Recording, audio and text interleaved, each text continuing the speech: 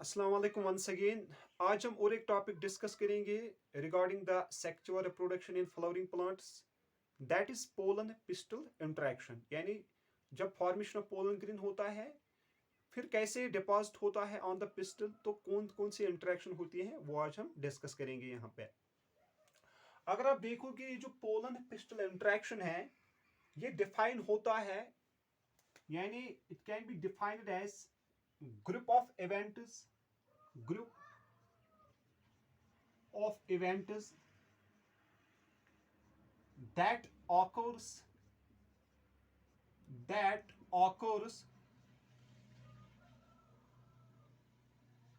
from deposition of pollen tube deposition of pollen tube to the surface of stigma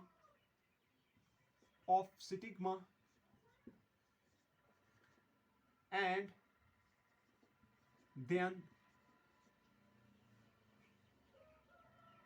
formation of this tube formation of this tube to enter into the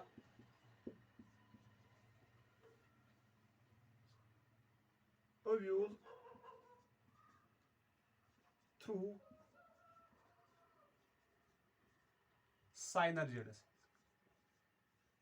इसको हम बोलते हैं pollen pistil interaction, यानी group of events that occurs from pollen deposition tube to the surface of stigma and the formation of this tube to enter into the ovule through synergids through a special opening that's called a micropyle।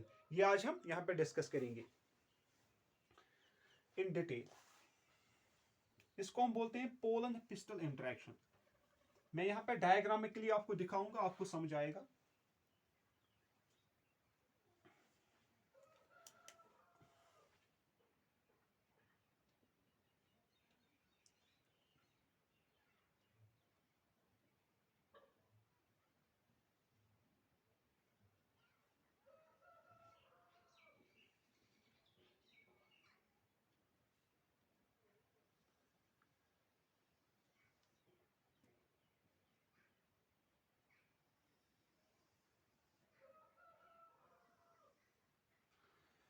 इसको हम बोलते हैं this is stigma.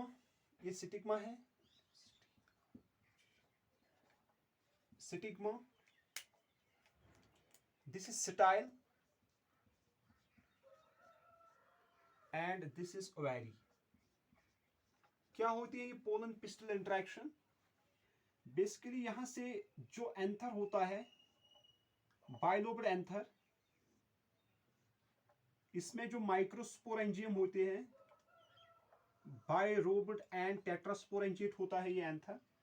तो इसमें से जो microsporangium होते हैं वहां से फॉर्मेशन ऑफ पोलन ग्रेन्स होते हैं।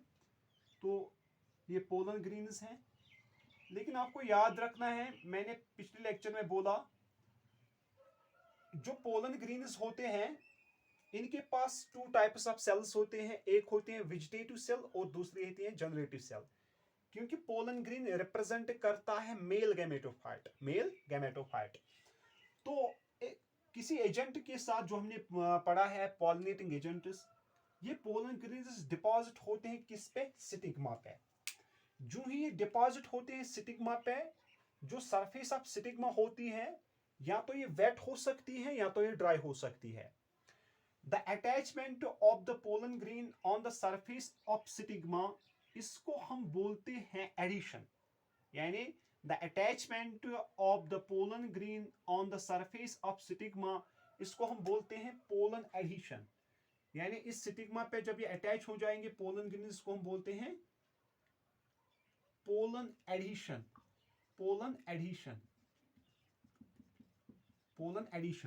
और इस प्रोसेस को हम क्या बोलते हैं? इस प्रोसेस को हम बोलते हैं यहां पे पॉलिनेशन। यानी transfer of pollen grains from anther to stigma, इसको हम क्या बोलते हैं? Pollination. Pollination, transfer of pollen grains from anther to stigma of a flower.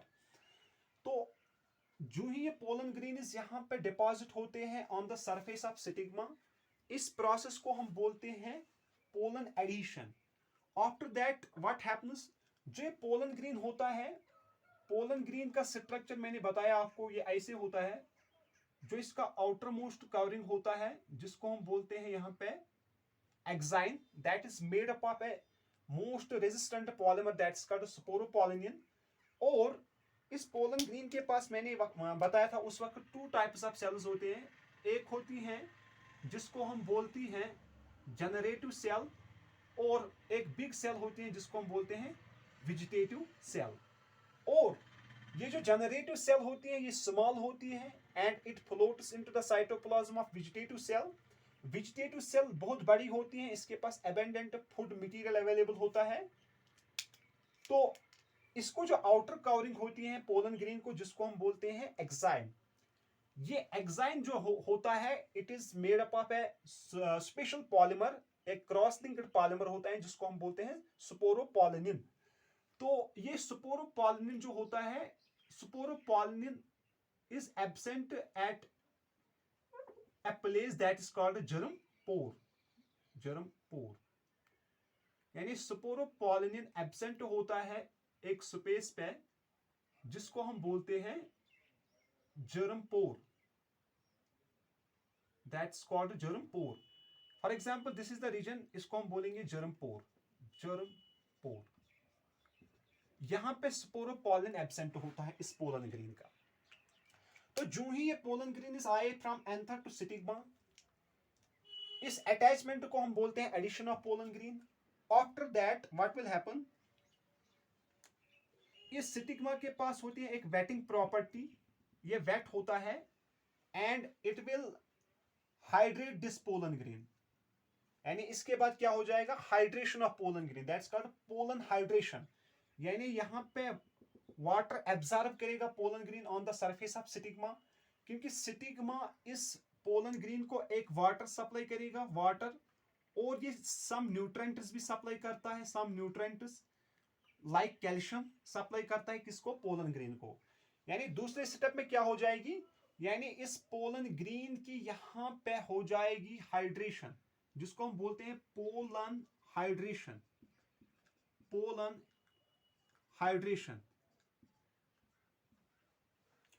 जब ये पोलन हाइड्रेशन हो जाएगी तो पोलन ग्रेन स्वेलिंग हो जाएगा।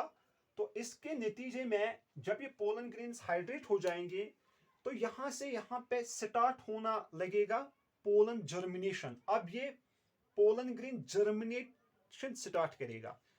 तीसरे स्टेप में क्या हो जाएगा?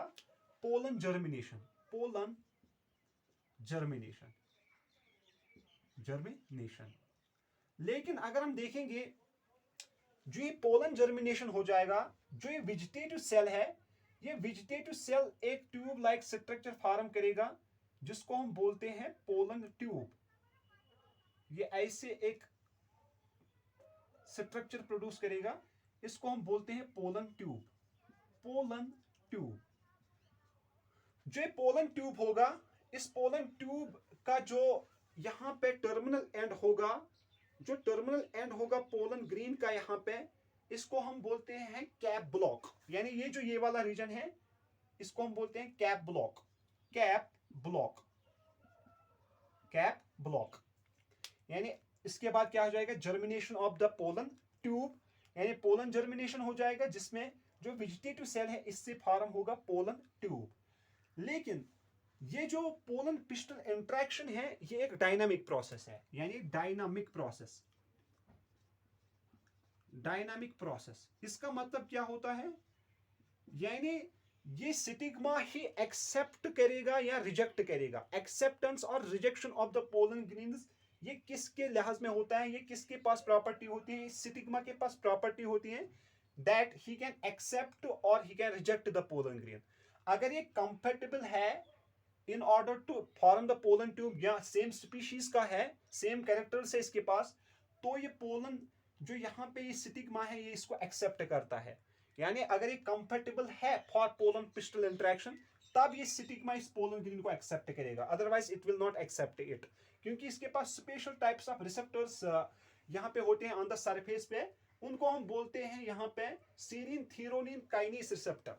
यानी यहाँ पे एक स्पेशल टाइप ऑफ रिसेप्टर होता है जिससे ये स्टिग्मा रिकॉग्नाइज करता है किनको, पोलन ग्रीन्स को, जिसको हम बोलते हैं सीरीन थीरोनिन रिसेप्टर्स, या we can say that serine threonine kinase receptors. Serine एक प्रोटीन होता है, एमाइनो एसिड है serine, serine threonine kinase receptor. Serine threonine kinase receptor क्या करता है, it recognizes this pollen grain, ये इसको रिकॉग्नाइज करता है, पहचानता है। If it is comfortable for pollen pistil interaction then it accepts it, अगर ये यहाँ पे इनकंफर्टेबल है देन इट रिजेक्ट्स इट। यानी जो स्टिग्मा होता है यही एक्सेप्ट करता है इस पोलन ग्रीन को। जब ये एक्सेप्ट करेगा इस पोलन ग्रीन को, फिर इसकी जर्मिनेशन स्टार्ट होती है। इसको हम बोलते हैं डायनामिक प्रोसेस। यानी एक तो रिकॉग्नाइज करना है, दूसरा क्या करना है फिर growth on the pollen on the surface of stigma. इस प्रोसेस को हम बोलते हैं डायनामिक प्रोसेस। तो जो यहाँ पे पोलन पिस्टल इंटरेक्शन है ये एक डायनामिक प्रोसेस है। जो ये यहाँ पे पोलन ट्यूब फॉर्म हुआ from vegetative cell of the pollen grain, इस पोलन ट्यूब ने का जो हेड है यहाँ पे, जिसको हम बोलते हैं कैप ब्लॉक। ये जो कैप ब्लॉक है इसके पास दो कवरिंग्स होते हैं इस पोलन ट्यूब के पास। एक जो आउटर कवरिंग होती है it is made up of callose, यानी जो आउटर कवरिंग होती है यहाँ पे पोलन ट्यूब की, it is made up of callose. ये कैलोस का बना हुआ होता है, कैलोस। और जो इनर है this is made up of cellulose, और वी कैन से दैट एक और पिगमेंट होता है जिसको हम बोलते हैं पैक्टिन, यानी पैक्टिन। जो ये जर्मिनेशन स्टार्ट हुई ऑन दिस स्टिग्मा, तो ये जो यहाँ पे ये कैप ब्लॉक होता है और जो ये पैक्टिन होता है, इस पोलन ग्रीन के पास एंजाइम्स होते हैं जिसको हम बोलते हैं कैलिलेस एंजाइम। वो डिग्रेड करता है इस वाल को और ये इसके साथ इंटरेक्ट करता है, किसके साथ, स्टिग्मा के साथ ये इंटरेक्ट करता है, स्टिग्मा सरफेस के साथ। फिर ऐसे ही एंटर होता है, तो ऐसे ये पोलन ग्रीन एंटर होता है किसमें, स्टिग्मा में।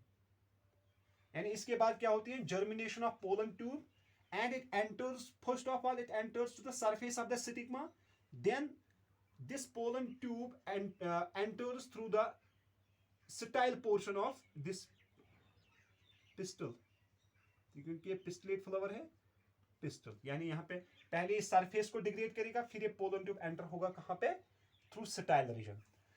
इसके बाद आपको पता होगा जो ओव्यूल का स्ट्रक्चर मैंने बताया है आपको, ओव्यूल का स्ट्रक्चर है ऐसे था। ओव्यूल का स्ट्रक्चर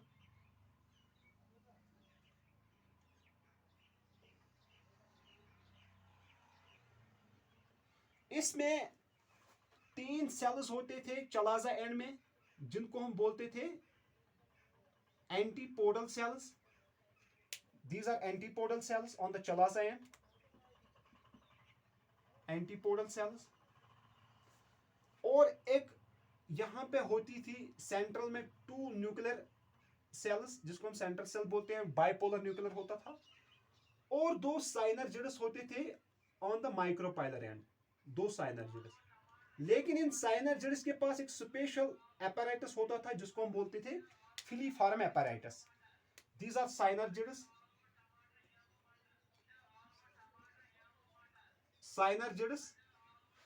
इनके पास एक स्पेशल एडॉप्टेशन होती थी जिनको हम बोलते थे फिलीफॉर्म apparatus, फिलीफॉर्म apparatus। और यहां पे एक एग सेल भी होती थी, एग सेल। तो ये पोलन ट्यूब ग्रो होता है स्टाइल से, फिर ये यहां पे एंटर होता है ऐसे through micropylar end of an embryo sac और ओव्यूल, फिर ये ऐसे एंटर होता है। During entry of this pollen tube into the synergids, जो यहाँ पे ये फिलीफॉर्म एपैरेटस होता है, ये गाइड करता है किनको, पोलन ट्यूब को ये गाइड करता है to enter into the synergids to fertilize the ovule, यानी फिर फर्टिलाइजेशन होती है। तो यहाँ पे ये आपको याद रखना है, जो ये पोलन ट्यूब फॉर्मेशन हुआ यहाँ पे, ये फिर एंटर होता है कहाँ से, through micropylar end of the ovule, और इसको गाइड कौन करता है, special types of adaptation is that those are called filiform apparatus। ये filiform apparatus साइनर्जिड्स को गाइड करते हैं to enter the pollen tube। तो pollen tube यहाँ से एंटर होता है। इस सब फिनोमिना को हम बोलते हैं पोलन पिस्टल इंटरेक्शन। लेकिन पोलन पिस्टल इंटरेक्शन में जो स्टेप वाइज हो रहा है, मैं यहाँ पे लिखूंगा स्टेप वाइज क्या हो रहा है। पहले हुआ, फॉर एग्जाम्पल पहले पॉलिनेशन होती है, पॉलिनेशन पहला स्टेप होता है। नंबर सेकंड पोलन एडिशन होता है, पोलन एडिशन। इसके बाद क्या होता है, pollen adhesion. Number third pollen hydration, pollen hydration होती है, ये थर्ड स्टेप में होता है। एंड नंबर फोर्थ फिर होता है पोलन जर्मिनेशन, पोलन जर्मिनेशन। इसके बाद क्या होता है, इसके बाद होता है formation of pollen tube, formation of pollen tube, formation of pollen tube. इसके बाद होता है यहां पे entry of pollen tube through this stigma, entry of pollen tube through stigma. इसके बाद होता है entry of pollen tube through style, entry of pollen tube through style. इसके बाद और एक फिनोमिना होता है, यानी फिर ये होता है, ये एंटर, ये जो पोलन ट्यूब है it enters through micropylar end of the ovule, यानी pollen tube enters micropyle end of ovule, end of ovule. फिर वहां पे क्या होती है, double fertilization, double fertilization. These are the phenomenas. यानी पहले पॉलिनेशन होती है, फिर पोलन एडिशन होता है, attachment of the pollen grain on the stigma. फिर क्या होता है, pollen hydration, addition of water. फिर होता है पोलन जर्मिनेट, फिर ये जर्मिनेट करता है ये पोलन ग्रेन। फिर फॉर्मेशन ऑफ पोलन ट्यूब, जो मैंने यहाँ पे बताया, फॉर्मेशन ऑफ पोलन ट्यूब होता है ऐसे। फिर enter of pollen tube through the stigma, फिर style, and ultimately it enters the ovule through micropylar end where it fertilizes with the ovule to meant a fertilization. This was regarding the pollen pistil interaction. लेकिन इसके बाद कुछ और यहाँ पे terms हैं जो इंपॉर्टेंट है।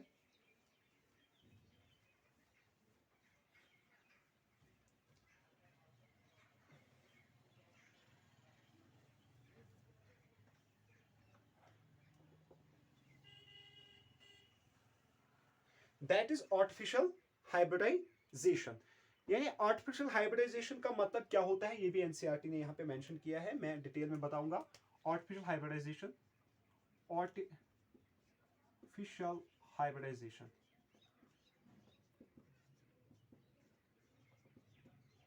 इन सारे इवेंट्स को हम बोलते हैं pollen pistil interaction. Artificial hybridization एक इंपॉर्टेंट फिनोमिना होता है फॉर क्रॉप इंप्रूवमेंट प्रोग्राम के लिए, यानी क्रॉप इंप्रूवमेंट प्रोग्राम के लिए हम एक इंपॉर्टेंट प्रोसेस करते हैं जिसको हम बोलते हैं आर्टिफिशियल हाइब्रिडाइजेशन। इस आर्टिफिशियल हाइब्रिडाइजेशन में हम क्या करते हैं, हम डिजायर्ड पोलन ग्रीन्स को लाते हैं, desired pollen grains, pollen grains, desired pollen grains का इस्तेमाल करते हैं हम किसमें, आर्टिफिशियल हाइब्रिडाइजेशन में, बाय टू इंपॉर्टेंट प्रोसेसेस। एक को हम बोलते हैं इमोस्कुलेशन, इमोस्कुलेशन, एंड दूसरे को हम बोलते हैं बैगिंग, बैगिंग। इमोस्कुलेशन एंड बैगिंग हम करते हैं किसमें, आर्टिफिशियल हाइब्रिडाइजेशन में। कैसे होती है ये? फॉर एग्जाम्पल ये इमास्कुलेशन का मतलब क्या होता है? बेसिकली अगर हमारे पास मेल बाइसेक्सुअल फ्लावर होता है, फीमेल बाइसेक्सुअल फ्लावर होता है या मेल बाइसेक्सुअल फ्लावर होता है। अगर फीमेल बाइसेक्सुअल फ्लावर होता है तो इसमें हम क्या करते हैं, अगर यहाँ पे ये फ्लावर है female bisexual flower for example,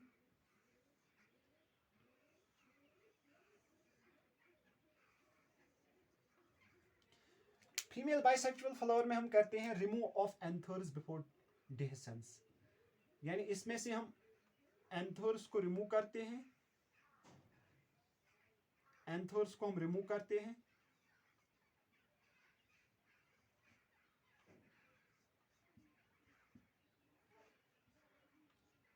यानी removal of anthers, removal of anthers, removal of anthers को हम एंथर्स को हम रिमूव करते हैं बिफोर देयर मैचुरेशन, और we can say that before dehiscence, dehiscence और बिफोर मैचुरेशन, बिफोर मैचुरेशन। एक बाइसेक्सुअल फ्लावर से हम रिमूव करते हैं दिस एंथर्स को।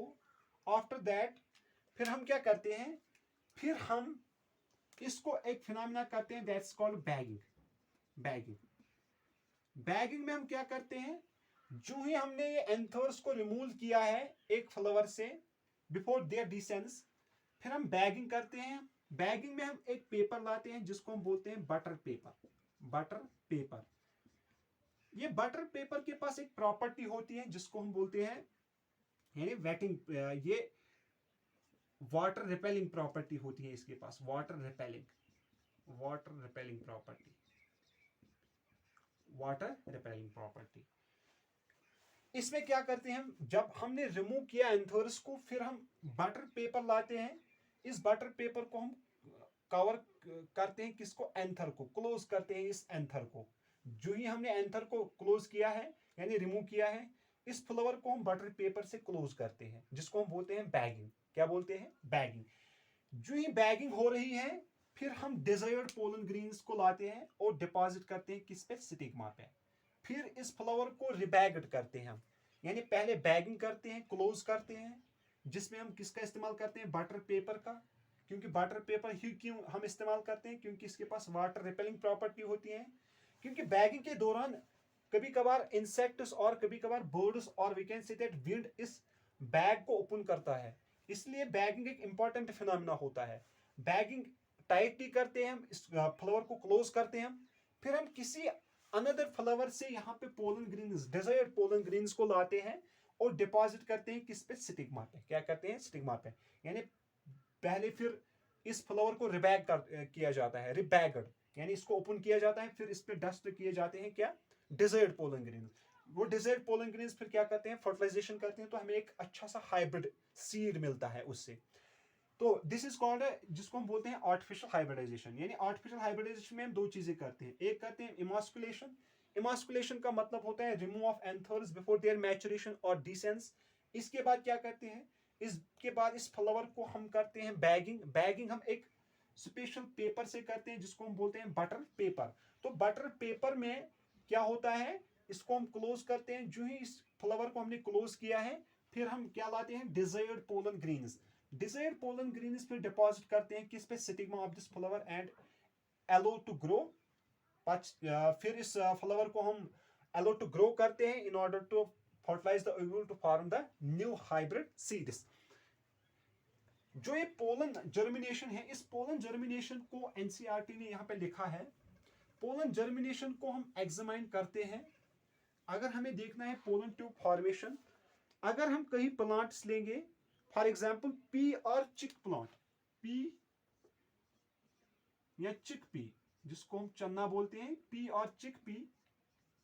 अगर इन फ्लावर्स के हम यहाँ पे पोलन ग्रेन्स लेंगे, या ब्लैसम और वेंसिया, या ब्लैसम, ब्लैसम और वेंसिया, अगर इन फ्लावर्स के हम यहाँ पे लेंगे पोलन ग्रेन्स, क्या लेंगे, पोलन ग्रेन्स। इन पोलन ग्रेन्स को हम एक स्लाइड पे रखेंगे, दिस इज स्लाइड, गिलास स्लाइड। इन पोलन ग्रेन्स को हम एक स्लाइड पे रखेंगे, फिर हम इस्तेमाल करेंगे 10% ऑफ शुगर सोल्यूशन यानी पहले हम लाएंगे यहाँ पे pollen grains of P plant या चिक पी या ब्लैसम या वेंसिया। इनको हम किस पे रखेंगे, एक स्लाइड पे रखेंगे। इस स्लाइड पे हम डालेंगे 10% सोल्यूशन ऑफ शुगर सोल्यूशन। इस पे हम डालेंगे 10% शुगर सोल्यूशन। जब हम इस पे 10% शुगर सोल्यूशन डालेंगे, फिर हम ऑब्जर्व करेंगे इसको, observe under low power microscope.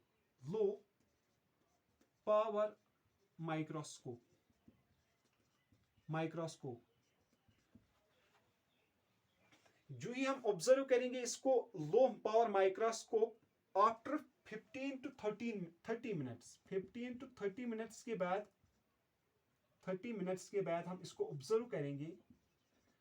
After 15 to 30 minutes हम इसको ऑब्जर्व करेंगे अंडर लो माइक्रोस्कोप। इसमें आपको देखने को मिलेगा फॉर्मेशन ऑफ पोलन ट्यूब। यानी क्या करना है, हमें पोलन ग्रीन लाना है, इसको यहाँ पे हमें रखना है किस पे, एक गिलास स्लाइड पे। फिर इस पे डालना है हमें 10% शुगर सोल्यूशन। फिर हम क्या देखेंगे, आफ्टर 15 to 30 मिनट्स हम ऑब्जर्व करेंगे इस स्लाइड को अंडर लो पावर माइक्रोस्कोप। तो उसमें हमें मिलेगा फॉर्मेशन ऑफ पोलन ट्यूब। यानी जो ये एक इंपॉर्टेंट पॉइंट यहाँ पे है, जो manipulation of pollen pistil interaction हम देखते हैं, ये एक इंपॉर्टेंट फैक्टर होता है फॉर क्रिएटिंग डिजायर्ड हाइब्रिड्स। यानी manipulation of pollen pistil interaction, manipulating the pollen pistil interaction is important for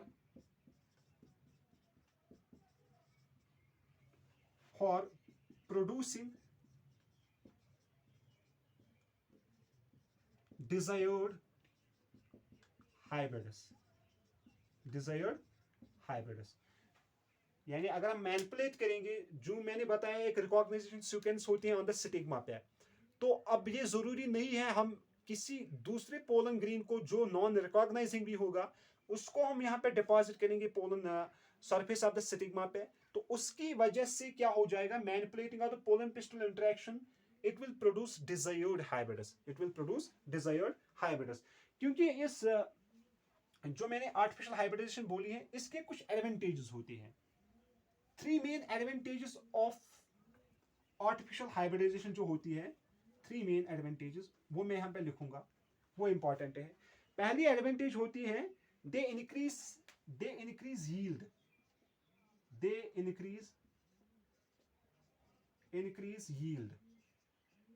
यानी ये यील्ड इंक्रीज करते हैं। दूसरा, जो वहां पे न्यू प्रोजनी बनती है, they are disease resistant and citrus resistant. New progeny formed due to artificial hybridization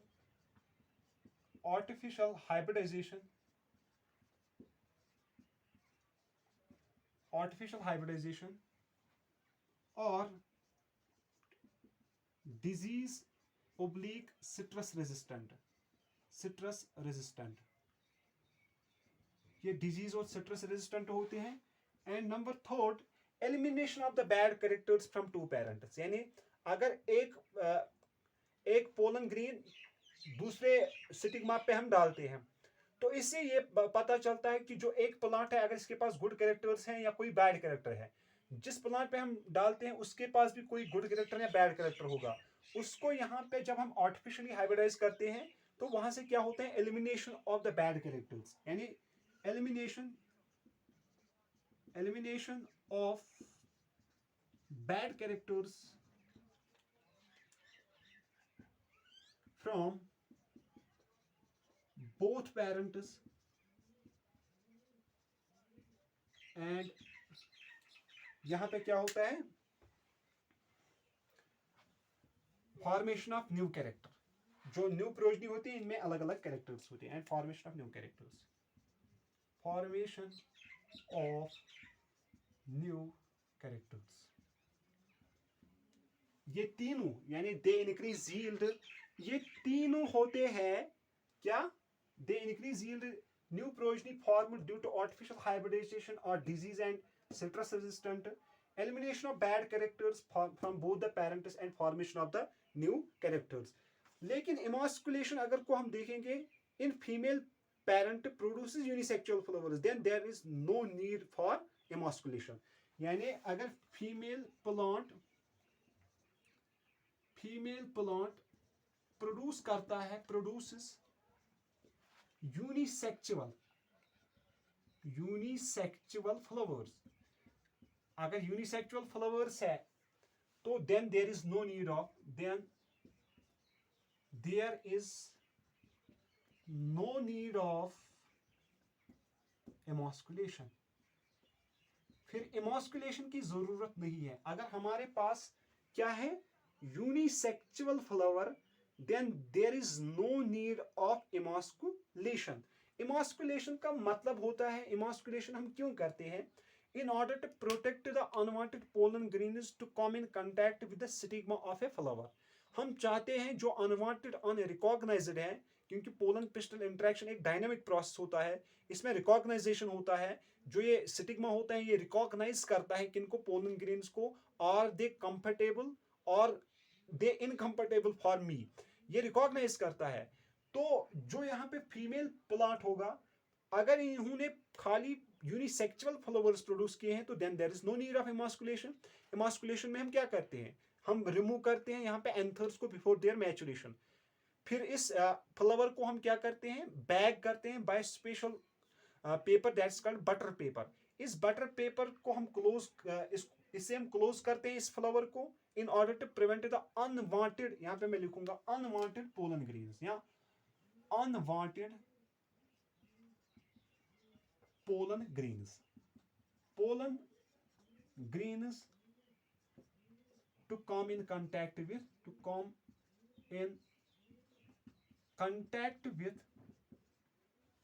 stigma.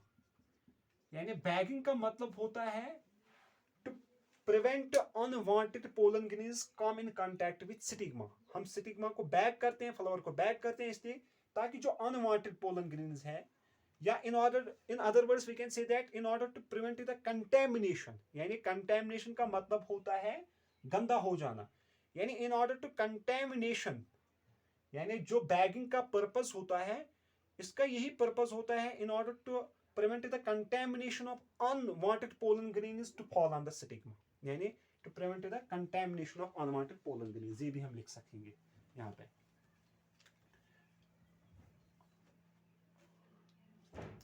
To prevent contamination of unwanted pollen grains। तो यूनिसेक्सुअल फ्लावर में हमको जरूरी नहीं है बैगिंग की। Thanks for joining.